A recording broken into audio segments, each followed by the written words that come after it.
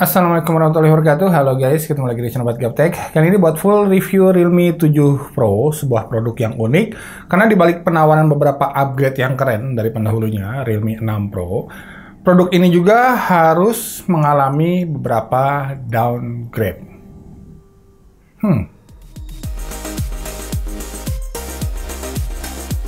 Oke, sebelumnya disclaimer dulu, mohon maaf sekali, sampai saat saya finishing video ini tuh, saya belum dikasih tahu harga dari Realme 7 Pro ini tuh berapa aslinya.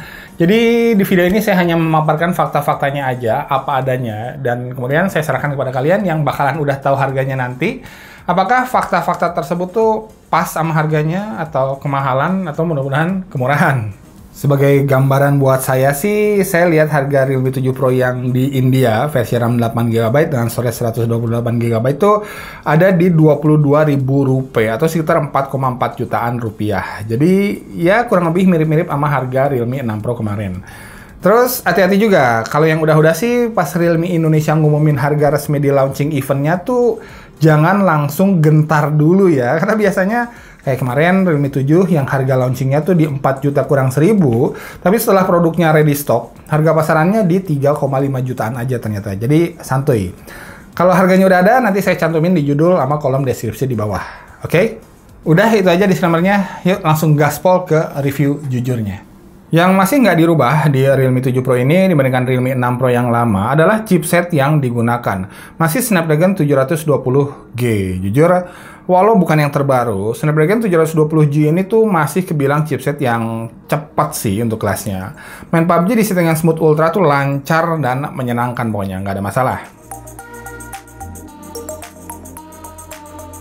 Kemudian saya jajal main Genshin Impact di settingan grafik tertinggi, highest 30 frame per second. Masih sangat-sangat enak mainnya. Ya ada sedikit frame drop sih kadang-kadang, tapi nggak signifikan lah. Hanya kalau main 1 jam nonstop di settingan ini, layarnya tuh di area jempol kiri saya, jadi berasa lumayan panas. Nah kalau mau adem, settingannya diturunin dikit ke high 30 frame per second aja, jangan highest ya. Rasanya jadi anget-anget doang, nggak sampai panas. Kemudian HP ini masih punya SIM tray yang lengkap, 3 slot, dan yang lengkap juga adalah sensor-sensornya. Ya, udah sih di catatan saya yang nggak berubahnya tuh hanya itu aja, tapi tolong tambahin kalau saya ada yang kelewat. Sisanya ada yang di-upgrade dibandingkan Realme 6 Pro yang lama, ada juga yang di-downgrade. Nah, kita mau bahas yang mana dulu nih? Kayaknya yang pahit-pahitnya dulu aja kali ya. Oke, jadi yang dipangkas di Realme 7 Pro ini, pertama-tama adalah refresh rate layarnya jadi normal lagi, 60Hz. Padahal refresh rate layar 90Hz kemarin tuh bener-bener dijual banget ya sama Realme. Nah, yang kedua, Realme 6 Pro kemarin bodi belakangnya tuh udah pakai kaca Gorilla Glass 5 kalau nggak salah ya. Di Realme 7 Pro ini jadi polikarbonat aja. Buat yang HP-nya nggak pernah dipakein casing lagi sih, ini jadinya bakalan lebih rentan kena goresan bodi belakangnya. Tapi kalau buat yang hobi pakai casing soft gel sih nggak ada masalah sama sekali lah. Kemudian yang di downgrade nomor 3 adalah lensa zoom 2 kalinya di sini hilang diganti sama lensa bokeh biasa. Ya udah sih kayaknya 3 itu aja yang di downgrade. Mudah-mudahan nggak ada yang kelewat ya. Kecuali kalau nantinya Realme 7 Pro ini tuh dihargain dengan signifikan lebih mahal. Nah berarti ada satu lagi yang di downgrade yaitu daya saingnya. Ya nggak?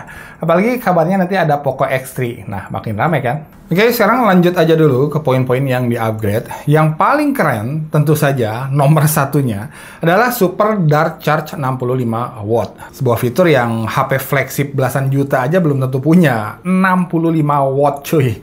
Jadi bisa ngecas full 100% baterai 4500 Realme 7 Pro ini dalam waktu setengah jam lebih 5 menitan aja.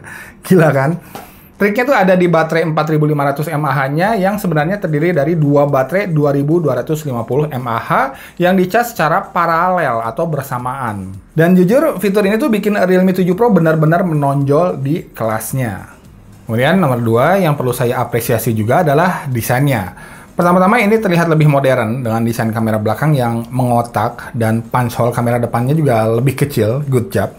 Kemudian walau baterainya ada 2, kapasitas totalnya juga meningkat dari 4300 mAh di Realme 6 Pro kemarin jadi 4500 mAh di Realme 7 Pro ini. Layarnya dikecilin dari 6,6 inch jadi 6,4 inch yang bikin dimensi Realme 7 Pro ini sedikit lebih compact dari pendahulunya. Tapi hebatnya ketebalan bodinya bisa dibikin sedikit lebih tipis juga. Jadi terkesan Realme 7 Pro ini tuh lebih padat, compact, dan efisien. Kemudian yang ketiga, saya suka speaker built-in-nya yang udah stereo. Speaker atas buat boosting treble, sedangkan yang bawah buat genjot mid sama bass-nya. Jadi bisa kasih keluaran suara yang lebih berdimensi gitu lah. Walau jelas belum sebaik speaker stereonya HP-HP flagship dong ya. Not nearly enough.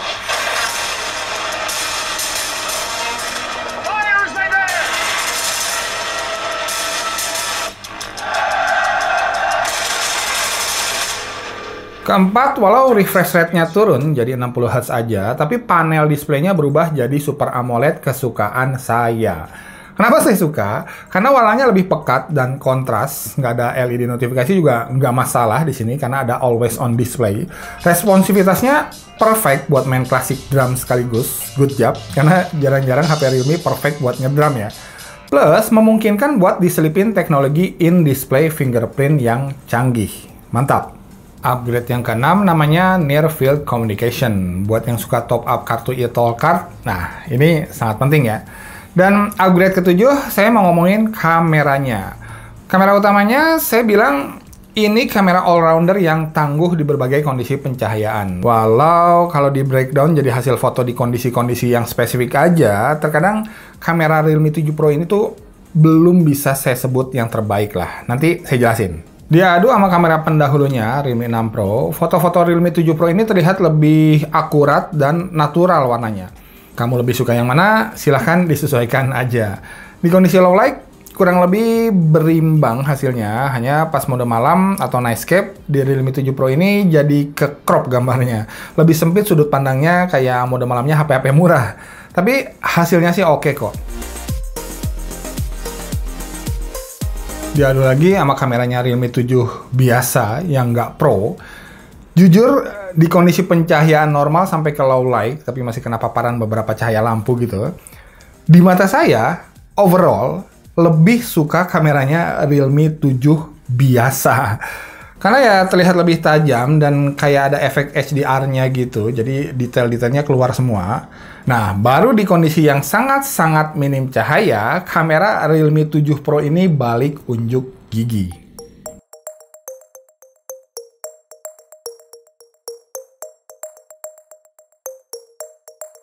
Kemudian ditentang kameranya Redmi Note 9 Pro bisa dibilang mostly berimbang, walau kembali di kondisi super minim cahaya, Realme 7 Pro ini terlihat lebih bersih gambarnya.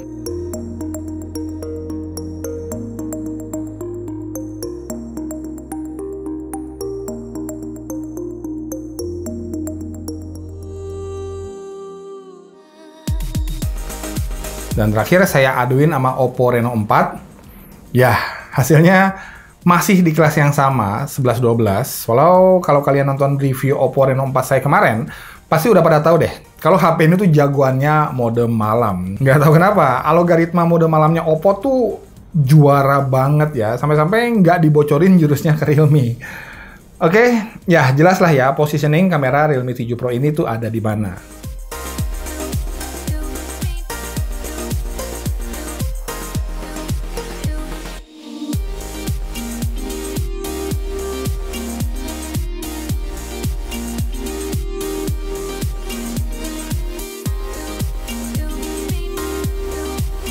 Lanjut ke perekaman videonya, saya jujur salut karena masih kebilang stabil pas ngerekam pada resolusi 4K 30 frame per second.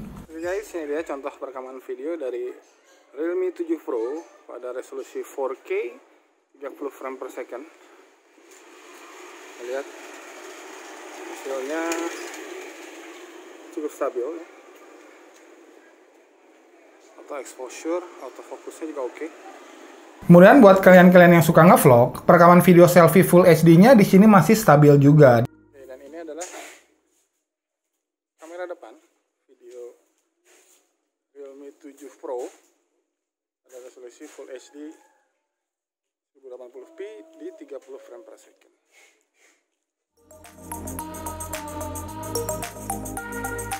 So, kesimpulannya, ya menurut saya Realme 7 Pro ini dibandingkan Realme 6 Pro yang lama, ibaratnya tuh kayak merapatkan barisan, mundur 1 langkah ke belakang untuk bisa maju 2 langkah ke depan yang lebih berarti. Cie. Karena jujur buat saya pribadi ini ya, poin-poin yang dipangkas di sini tuh nggak terlalu masalah-masalah amat lah. Ya, refresh rate layar 90 Hz penting nggak penting sih. Bodi kaca ya toh kebanyakan bakalan dipakein casing lagi juga. Terus lensa zoom 2 kali buat saya sih ini jarang banget dipakainya. Jadi ya kembali ya, ini buat saya. Karena bakalan ada juga kalangan yang butuh banget ketiga poin barusan yang saya sebutin. Tapi kalau di barternya ama ngecharge 30 menit kelar, nah siapa yang nggak butuh coba? Belum lagi kapasitas baterainya yang sedikit lebih besar, dimensi body fisik yang lebih compact, padat, dan efisien. Layar Super AMOLED yang punya always on display, in-screen fingerprint yang canggih, sampai near field communication. Menurut saya sih, tuker gulingnya tuh worth it gitu lah. Karena poin-poin upgrade-nya lebih banyak dan relatif lebih bermanfaat dibandingkan poin-poin yang di downgrade-nya. Dengan asumsi, harganya bakalan sama sama Realme 6 Pro yang lama ya. Tapi ya kalau masalah harga, saya kembalikan kepada kalian yang udah tahu harganya dibandingkan saya pas saat membuat video ini. Oke? Ya udah, gitu aja mungkin ulasannya. Thanks for watching. Mudah-mudahan videonya bermanfaat. Nicky out. Assalamualaikum warahmatullahi wabarakatuh.